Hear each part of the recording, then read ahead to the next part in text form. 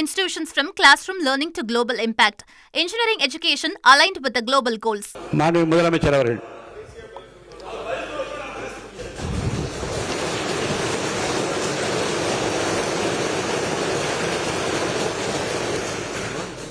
மாண்புமிகு பேரவைத் தலைவர் அவர்களே,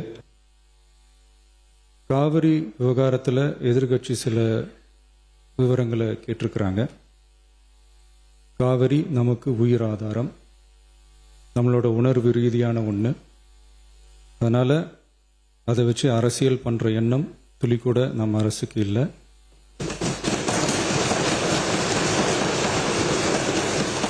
அதுக்கான அவசியமும் இல்லை. மேகதாது விவகாரத்தில் நாம் எல்லாரும் சேர்ந்து தான் தீர்மானம் போட்டோம்.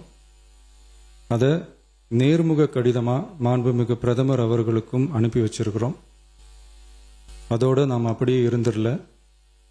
ராஜ்யசபாவில் ஒன்றிய ஜல் சக்தி துறை இணை அமைச்சர் மேகதாது அணை பற்றி முழு விவரங்களை குறிப்பிடலைன்னு தெரிஞ்சதும் காவிரி நடுவர் மன்றத்தின் இறுதி தீர்ப்பு மற்றும் மாண்புமிகு சுப்ரீம் கோர்ட் தீர்ப்பு சம்பந்தமான விதிகள் மற்றும் பத்திகளை கோட் பண்ணி மேகதாது திட்டத்துக்கு எந்த விதமான சட்டபூர்வமான அனுமதியோ நிர்வாக அனுமதியோ வழங்கக்கூடாதுன்னு மாண்புமிகு பிரதமர் அவர்களுக்கு அடுத்த நாளே நேர்முக கடிதம் எழுதினோம்.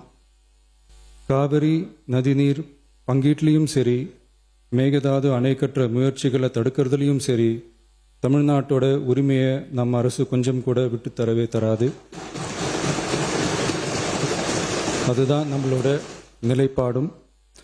அதே நேரத்தில் கர்நாடகாவில் சில அணைகள் கட்ட ஆரம்பித்ததை பற்றியும் இதே அவையில் 1969 ஒரு விவாதம் நடந்திருக்கு. அப்போது நீர்வளத்துறை அமைச்சராக இருந்தது யார்?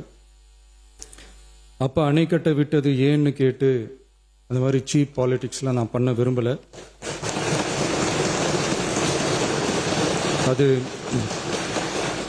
அது நம்ம நோக்கமும் இல்லை.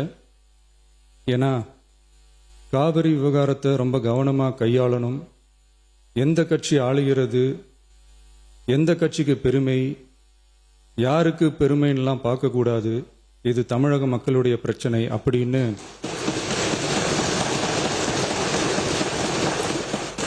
அப்ப இருந்த எதிர்கட்சி தலைவர் திரு திருமன் அவர்கள் சொன்னதை இந்த சபையில் சொல்ல விரும்புகிறேன்.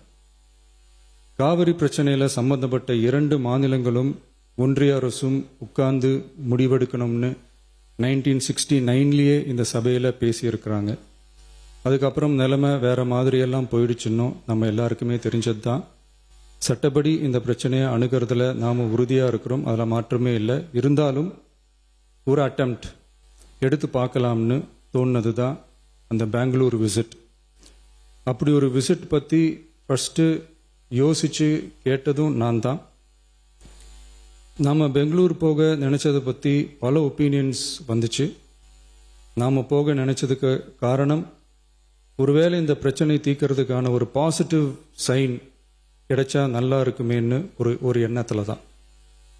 இன்றைய காலத்தில் பகை நாடுகளை பேசி தீர்க்க பார்க்குறாங்க. பக்கத்து மாநிலத்தோட பேசி பார்த்தா என்னன்னு நினச்சேன்.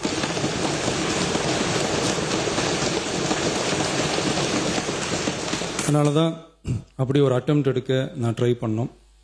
ஒருவேளை அந்த அட்டெம்ப்டில் ஒரு அவமானம் நேர்ந்தா என்ன செய்யன்னு சில பேர் கேட்டாங்க. அப்படி நடந்தா தமிழ்நாட்டு மக்களுக்காக அதையும் தாங்க தயாராக தான் இருக்கேன்.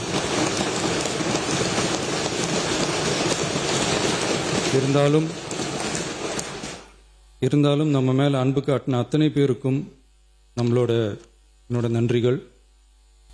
இந்த காவிரி விவகாரம் பற்றி மாண்புமிகு நீர்வளத்துறை அமைச்சர் அவர்கள் உரிய விளக்கம் அளிப்பார். அதே மாதிரி காவிரி பிரச்சனையால் பாதிக்கப்பட்ட விவசாயிகளுக்கான அந்த இன்சூரன்ஸ் பிரீமியம் அரசே கட்டுறதை பற்றி கேட்டிருந்தாங்க.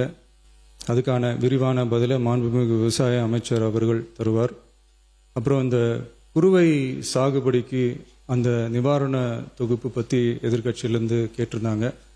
அந்த குறுவை சாகுபடிக்கு அந்த நிவாரணம் ஏற்கனவே கொடுத்தாச்சு, வழங்கியாச்சு. இது அரசியலே நாங்கள் தான் அப்படின்னு சொல்லிக்கிறவங்களுக்கு இது எப்படி தெரியாமல் போச்சுன்னு எனக்கு தெரியல.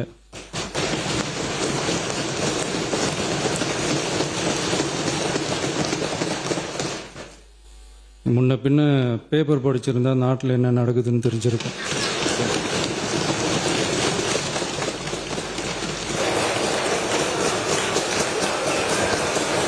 மாண்புமிகு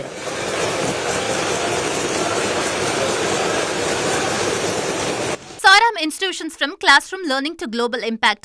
Engineering education aligned with the global goals.